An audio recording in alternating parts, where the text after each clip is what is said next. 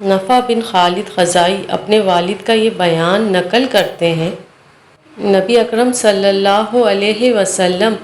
جب نماز ادا کرتے تھے اور لوگ آپ صلی اللہ علیہ وسلم کے ارد گرد ہوتے تھے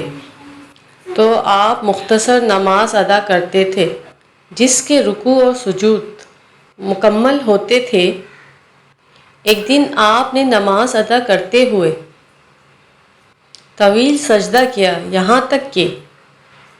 ہم میں سے بعض نے ایک دوسرے کی طرف اشارہ کیا کہ تم لوگ خاموش رہو، شاید نبی اکرم صلی اللہ علیہ وسلم کی طرف وحی نازل ہو رہی ہے۔ جب نبی اکرم صلی اللہ علیہ وسلم نماز پڑھ کر فارغ ہوئے تو حاضرین میں سے کسی نے کہا، یا رسول اللہ، آج آپ کافی دیر تک بیٹھے رہے تھے، یہاں تک کہ ہم میں سے بعض نے ایک دوسرے کو اشارہ کیا کہ شاید آپ پر وحی نازل ہو رہی ہے۔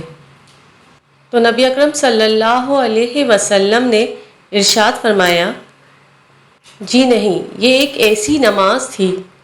جس میں رغبت بھی تھی اور خوف بھی تھا۔ میں نے اس میں اللہ تعالیٰ سے 3 چیزیں مانگی تو اس نے 2 چیزیں مجھے عطا کر دیں اور ایک چیز کے حوالے سے مجھے منع کر دیا۔ میں نے اس میں یہ چیز مانگی کہ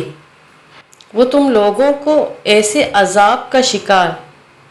نہ کرے جیسا عذاب اس نے تم سے پہلے لوگوں کو دیا تھا،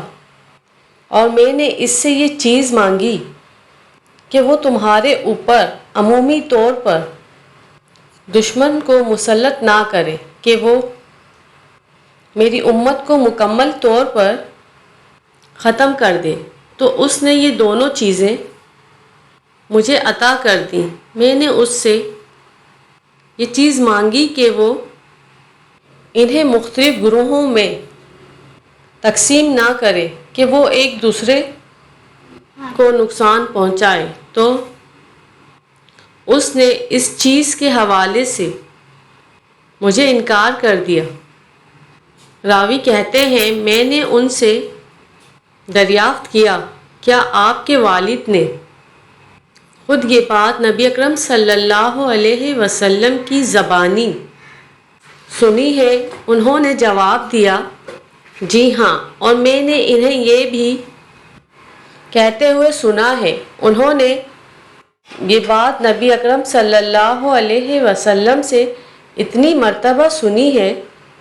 جتنی ان کی انگلیوں کی تعداد ہے،